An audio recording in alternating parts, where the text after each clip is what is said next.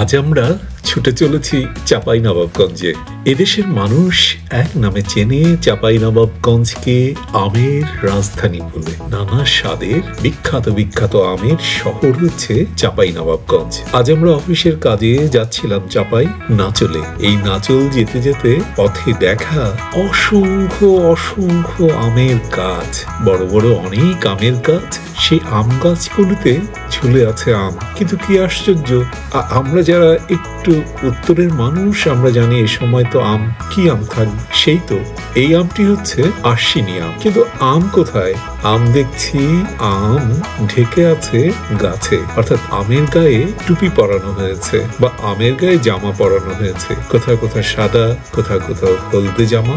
সেই আম ছিঁড়ে পাইকাররা নিয়ে যাচ্ছে হাটে। এই সময়টা আমের বেশ চাহিদা, তাই পথে আমরা একটু জিজ্ঞেস করছিলাম। টিপটিপ বৃষ্টিতে আমের শ্রমিকরা যখন আম পাড়ছিল, বলতেই তারা দু একটা আম আমাদের হাতে দিল এবং আমরা আমগুলো ধরে দেখলাম। বেশ তো এরপর আমরা চলে গেলাম একটি হাটে। হ্যাঁ, সেই হাটে অসংখ্য আশ্বিনী আম, যার রংটা সবুজ থেকে একটু হলদে বা কমলা রঙের। এই আমগুলো বিক্রি হচ্ছে 1200 টাকা, 1000 টাকা মনে, এবং সেই আমগুলো চলে যাচ্ছে দেশে।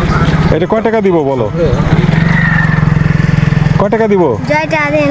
জয় টাকা 10 টাকা দিব নাকি আরো বেশি দিব? 10 টাকা 20 টাকা 20 টাকাও ঠিক। ভালোবাসেন। দেখুন, আমরা যদি এই দিকটা তাকাই, এই দিক শুধু সাদা, অসম্ভব সুন্দর।